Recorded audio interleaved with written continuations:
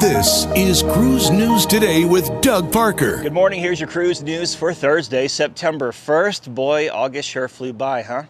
MSC Cruises announced a new ride that'll be on MSC Seascape called Robotron when it debuts in the Caribbean this December. The top deck attraction is a robotic arm with an attached gondola that seats 3 guests, flying them nearly 175 feet above sea level. Wow. Riders will get a 360-degree view as they flip upside down and hang over the deck, and they'll also be able to customize the ride's thrill level. Robotron will also act as a moving DJ booth with music and colored lights to coordinate with the ride's movement. This is the second theme park type ride to debut on a cruise ship, as Carnival Cruise Line launched a roller coaster on Mardi Gras last year and on the upcoming Carnival celebration this November.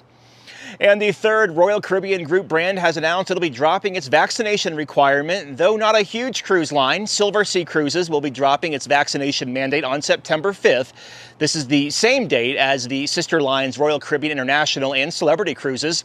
In addition, vaccinated guests will no longer be required to take a COVID test prior to embarkation. Unvaccinated guests must provide proof of a negative test taken within 3 days of embarkation. These changes do not apply to cruises that visit Australia, Canada, and Greece. And if you like to eat, this next one may be for you. Holland America has introduced a series of culinary cruises that'll take place this year with chefs from its Culinary Council. During each voyage, guests will be able to attend cooking demonstrations, take home recipes, and join a special dinner at a specialty restaurant. On every cruise, one evening in the main dining room will feature a special menu with a collection of dishes from the Culinary Council members. Holland America chefs that'll each have their special cruise are Jacques Torres, Rudy Sodeman, David Burke, and Andy Masuta. All special events are included in the cruise fare except for a specialty dinner. And cruise line stocks were down on Wednesday. Carnival Corporation down 3.2%, 9.46. Royal Caribbean down 2.1%, 40.85.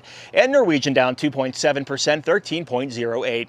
Breaking news in this week's podcast, a review of Disney Fantasy at cruiseradio.net. I'm Doug Parker with Cruise News Today. Have yourself a great Thursday. Cruise News Today is a production of Cruise Radio. For daily updates, subscribe to the Cruise Radio YouTube channel or visit cruiseradio.net.